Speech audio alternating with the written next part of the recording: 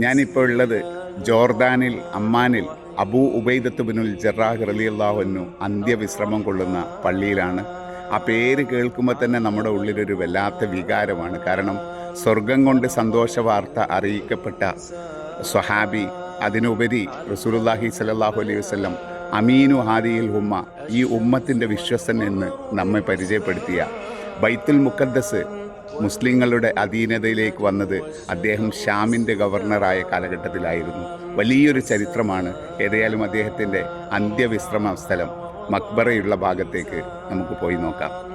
ألا تطغوا في الميزان وأقيموا الوزن بالقسط ولا تخسروا الميزان والأرض وضعها للأنام فيها فاكهة والنخل ذات الأكمام والحب ذو العصف والريحان فبأي آلاء ربكما تكذبان خلق الإنسان من صلصال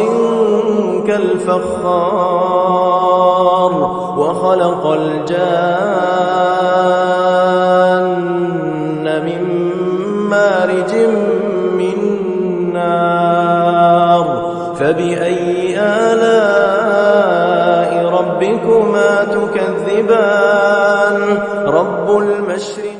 അൻസാറുകളുടെയും മുഹാജിറുകളുടെയും മുന്നിലേക്ക് എഴുന്നേറ്റ് നിന്നിട്ട് തന്റെ വലത് കൈയിൽ മഹാനായ അബൂബക്കർ സിദ്ദീഖ് റളിയല്ലാഹു തആല അൻഹുവിന്റെ കൈയും ഇടത് കൈയിൽ അബൂ ഉബൈദ് ജറാഹ് റളിയല്ലാഹു തആല അൻഹുവിനെയും പിടിച്ചിട്ട് ആ രണ്ട് കരങ്ങളും ഇങ്ങനെ ഉയർത്തി പിടിച്ചിട്ട് പറഞ്ഞു, നിങ്ങളുടെ മുന്നിലേക്ക് ഞാൻ ഈ രണ്ട് വ്യക്തികളെ സമർപ്പിക്കുകയാണ്.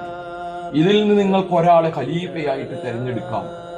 ആ സാഹചര്യത്തിൽ മഹാനായ സിദ്ദീഖ് അക്ബർ റളിയല്ലാഹു തആല അൻഹു ആദ്യമായിട്ട് ഇസ്ലാമിലേക്ക് കടന്നു വന്ന റസൂലുള്ളാഹിന്റെ ആത്മമിത്രമായ ഇസ്ലാമിന് വേണ്ടി സർവ്വതും സമർപ്പിച്ച മഹാനായ അബൂബക്കർ റളിയല്ലാഹു തആല അൻഹുവിനെ തിരഞ്ഞെടുക്കുന്നു. നമുക്കറിയാം, രണ്ടാമത് ഉമർ റളിയല്ലാഹു തആല അൻഹു ഖലീഫയായി.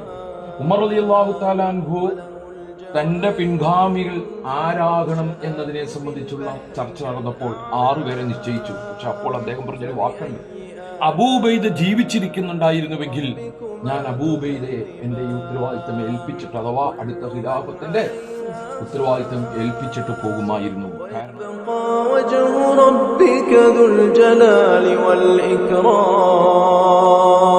فبأي آلاء ربكما تكذبان